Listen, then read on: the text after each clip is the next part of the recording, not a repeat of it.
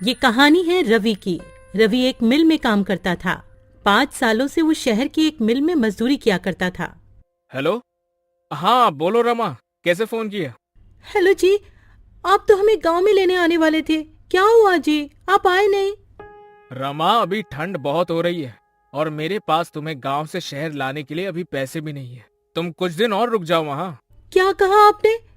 ऐसा मत बोलिए। आप कब से बोल रहे हो कि हमें लेने आओगे? दीपू मुन्नी भी रोज आपका इंतजार करते हैं। सुनिए जी, अगर आप कहें तो मैं खुद ही आ जाऊं क्या आपके पास बच्चों को लेकर? मेरे पास कुछ पैसे पड़े हैं, आप जो भेजते थे मैंने उसमें से बचाए हैं। अगर ऐसा है तो फिर आ जाओ, और तुम्हारे पास घर का पता तो है ही, वहाँ ही चले जाना। रमा अपने दोनों बच्चों को लेकर गांव से शहर के लिए निकल जाती है। उसके साथ उसकी बहन दिव्या भी होती है। रमा के माता पिता की मृत्यु के बाद अब वो बेचारी कहाँ जाती, इसलिए रमा उसे अपने साथ ही ले लेती है। ठंड का समय चल रहा था, दिसंबर का महीना, जिसमें कड़ाके की ठंड पड़ती है। रात होते ही रवि मिल से अपने घर को निकलता है। अरे यार, आज तो कुछ ज्यादा ही ठंड पड़ रही है। हाँ यार रवि, ये ठंडी ठंडी हवाएं और चारों तरफ पड़ती हुई धुंध, बहुत ही ठंड है भाई। चल जल्दी जल्दी घर चलते हैं। रवि अपने घर पहुंचता है। वो एक झोपड़ी में रहता था।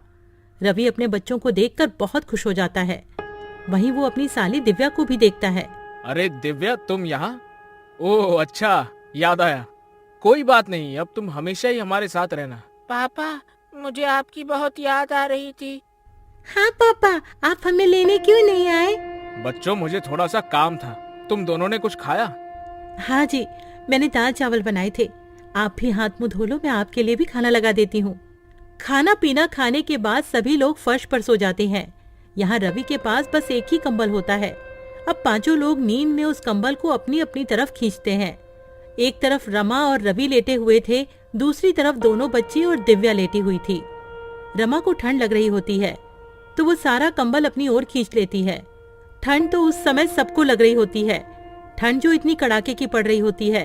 तभी रवि उठकर देखता है कि उसके बच्चे और उसकी साली दिव्या ठंड से कांप रहे होते हैं और सारा कंबल रमा ने ओढ़ा हुआ होता है।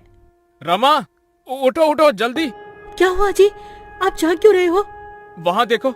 रमा अपने बच्चों और बहन की तरफ देखती है और वो घबरा जाती है। उसके बच्चे और बहन ठंड से कांप रहे होते हैं। हाँ जी, आप देख क्या रहे हो? जल्दी से कंबल बच्चों पर डाल दो ना, ठंड बहुत है। रवि सारा कंबल बच्चों और दिव्या पर डाल देता है और रवि और रमा दोनों ही बिना कंबल के ठंड से ठिठुर के सो जाते हैं। सुबह रवि और रमा दोनों ही जल्दी उठ जाते हैं। रमा, तुम ठीक तो हो ना? तुम्हें सर्दी तो नहीं हो गई? रात को बहुत ज्यादा ठंड थी, मैं इसीलिए तुम सबको यहाँ नहीं बुलाना चाहता था। मेरे पास तुम्हें ठंड से बचाने के लिए कपड़े भी नहीं है, मुझे माफ कर दो। हाँ जी, आप क्यों माफी मांग रहे हो? आप चिंता मत करो, मैं बिल्कुल ठीक हूँ। आप तैयार हो जाइए, आपको मिल भी तो जाना है। मिल जाते हुए रवि परेशान सा लग रहा होता है। वो सोच रहा था कि मालिक से एडवांस पैसे ले लेगा, जिससे वो एक और कंबल खरीद कर ले आएगा। लेकिन जब वो मिल जाकर देखता है तो मिल में जोरों की आग लगी हुई होती है। वो अपने दोस्त प्रीतम से पूछता है, प्रीतम, ये मिल में आग कैसे लग गई है? ये कैसे हुआ? अरे क्या बताऊं यार, शॉर्ट सर्किट हो गया और मिल में आग लग गई। अभी मालिक आए थे, उन्होंने कहा कहीं और काम ढूंढ लो। मेरे पास इतना पैसा नहीं है कि मैं दोबारा काम शुरू कर पाऊं। रवि प्रीतम से ऐसा सुनकर और निराश हो जाता है और सोच में पड़ जाता है कि अब तो वो इतनी जल्दी कंबल कहाँ से लाएगा। ना काम है और ना ही पैसे। प्रीतम, अब हम क्या करेंगे? क्या काम करेंगे? देख भाई, मेरे पास कुछ पैसे हैं जिनसे मैं एक छोटी सी चाय की दुकान खोलूंगा। मेरे पास थोड़ी सी सेविंग्स है। तू बता, तू क्या करेगा? पता नहीं यार, मेरे पास तो पैसे भी नहीं है। जितने पैसे यहाँ से मिलते थे वो पैसे तो मैं अपने गांव भेज देता था। अब तो मेरे पास एक फूटी कौड़ी तक नहीं है। चल, मैं घर चलता हूँ, फिर मिलेंगे यार। रवि घर आ जाता है। उसे देखकर रमा समझ जाती है कि कुछ तो बात हुई है। रमा अभी तो कुछ नहीं कहती है। जब बच्ची और बहन खाना खा के सो जाते हैं तब रमा कहती है, क्या हुआ जी, जब से आए हो आप परेशान लग रहे हो, क्या बात है, बताओ ना मुझे। रवि रमा को सारी बात बता देता है। रमा भी रवि को ऐसे उदास देखकर खुद भी उदास हो जाती है और कहती है, हाजी आप इतना परेशान क्यों हो रहे हो? सब ठीक हो जाएगा, भगवान पर भरोसा रखो। मेरे पास कुछ पैसे बचे हैं, उनसे आप थोड़ी सी रुई और कपड़ा ला देना। मैं उससे एक रजाई बना लूंगी, उसके बाद आप काम ढूंढने चले जाना। सुबह होते ही रवि रमा को रुई और कपड़ा देकर वहां से चला जाता है और रमा रुई को कपड़े में भरकर रजाई की तरह सिल रही होती है।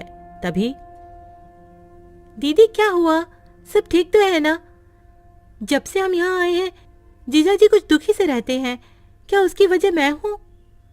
अरे दिव्या, तू पागल है क्या? ऐसा कुछ भी नहीं है। तू तो जानती है ना, तेरे जीजा जी तो ऐसे नहीं है जैसा तू सोच रही है। वो तो उनकी मिल में आग लग गई है, वो इसीलिए परेशान है।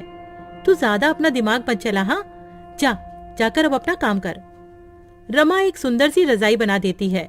उधर रवि पूरे दिन यहाँ वहाँ काम ढूंढता है, पर उसे कोई काम नहीं मिलता है। वो निराश होकर घर आ जाता है। रवि घर आकर देखता है रमा ने एक सुंदर सी रजाई बना ली होती है। अरे वाह रमा, तुमने तो बहुत ही सुंदर रजाई बनाई है। अरे तुम तो बहुत ही अच्छी रजाई बनाती हो। जी, वो गांव में खाली समय में मैंने रजाई बनाना सीख लिया था। आप बताइए, कहीं काम मिला क्या आपको? नहीं रमा, बहुत ढूंढा पर कहीं कोई काम नहीं मिला। कल फिर जाऊंगा, देखते हैं, कहीं कुछ न कुछ काम मिल ही जाएगा।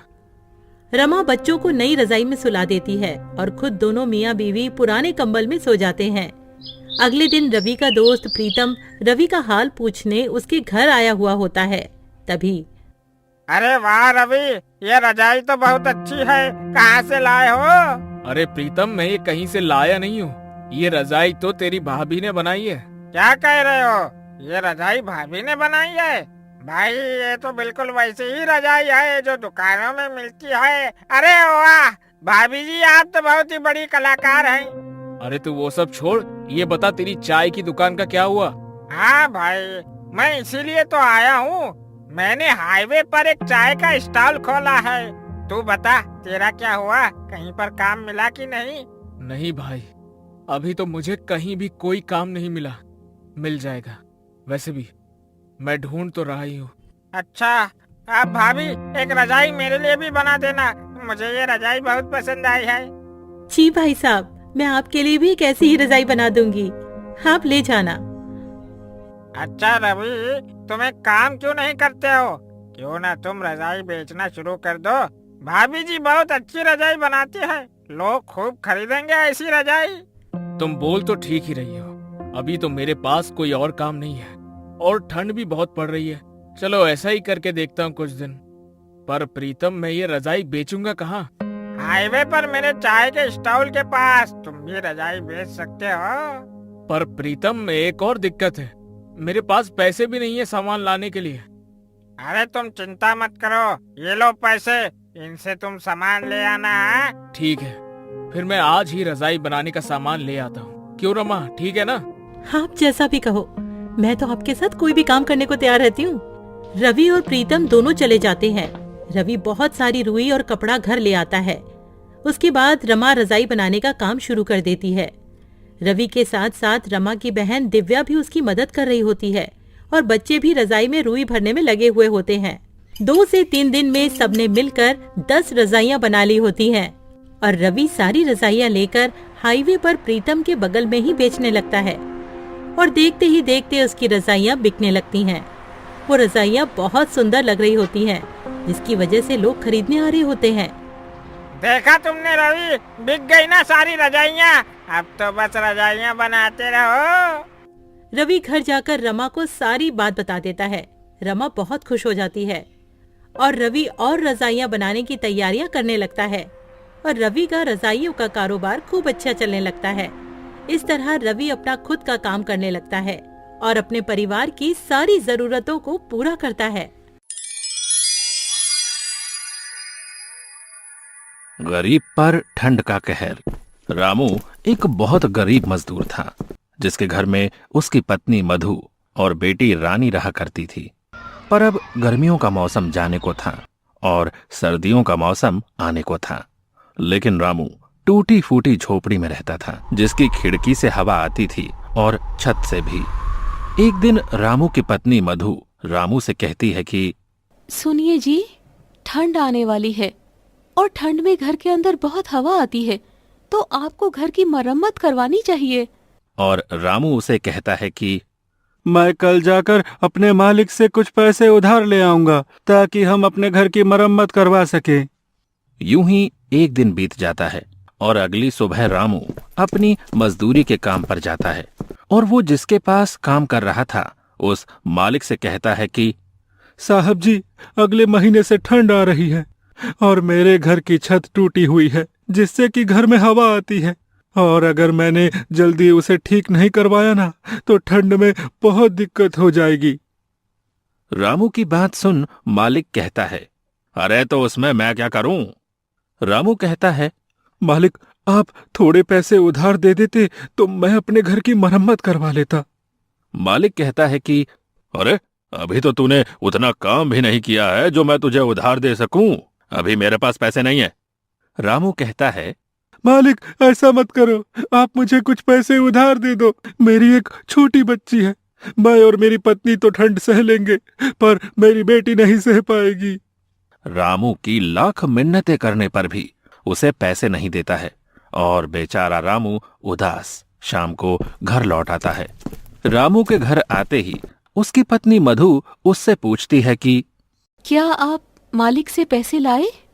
तो रामू उसे बताता है कि मालिक ने पैसे देने से मना कर दिया है। जिसके बाद मधु भी अब परेशान हो जाती है। दोनों ही इस बात को लेकर काफी परेशान हो गए थे कि अब सर्दियों में उनका गुजारा कैसे होगा। अब रामू मधु से कहता है कि अभी ठंड आने में पूरा 1 महीना बाकी है, तो मैं अगले महीने की 1 तारीख को अपने मालिक से पैसे के लिए बोलूंगा और तब शायद मालिक मना न करे। और ये सुन मधु कहती है कि हाँ, ये सही रहेगा।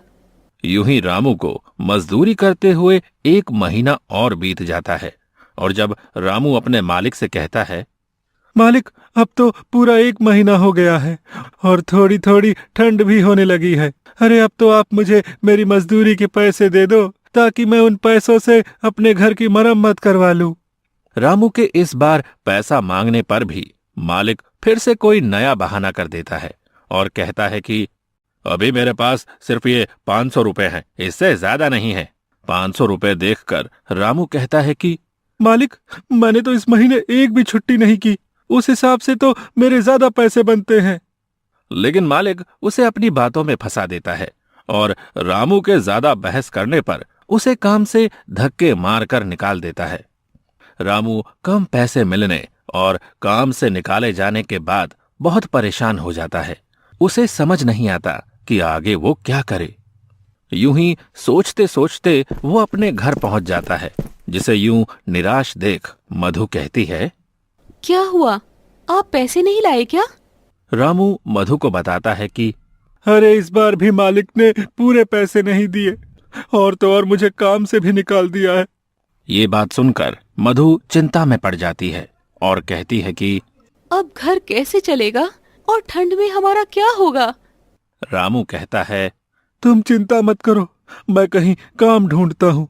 इतना कहकर वो उन पैसों से घर में राशन भरवाता है और अब उसके पास पैसे खत्म हो गए थे। कुछ दिनों तक रामू यहाँ वहाँ काम की तलाश में भटकता है पर उसे कहीं काम नहीं मिलता। वहीं दूसरी ओर अब ठंड भी धीरे धीरे बढ़ने लगी थी और रात के समय रामू के घर में ठंडी हवा खिड़की और छत से आनी शुरू हो गई थी। ठंडी हवा की वजह से अब रामू, उसकी पत्नी और उसकी बेटी पूरी रात ठंड में कांपते रहे। उनके पास एक ही कंबल था, अब उसमें भी ठंड नहीं रुकती थी। एक रात बहुत ठंड पड़ रही थी और तेज ठंडी हवाएं चल रही थी, जिसकी वजह से रामू की बेटी रानी को तेज बुखार हो जाता है और मधु रामू से कहती है, देखिए जी, रानी को बहुत तेज बुखार हो रहा है, वो पूरी तरह तप रही है। रामू कहता है कि अरे मेरे पास तो 1 पैसा तक नहीं है, हम रानी को डॉक्टर के पास कैसे लेकर जाएंगे? मधु कहती है, कुछ तो करना होगा वरना रानी की तबीयत रात में और बिगड़ जाएगी।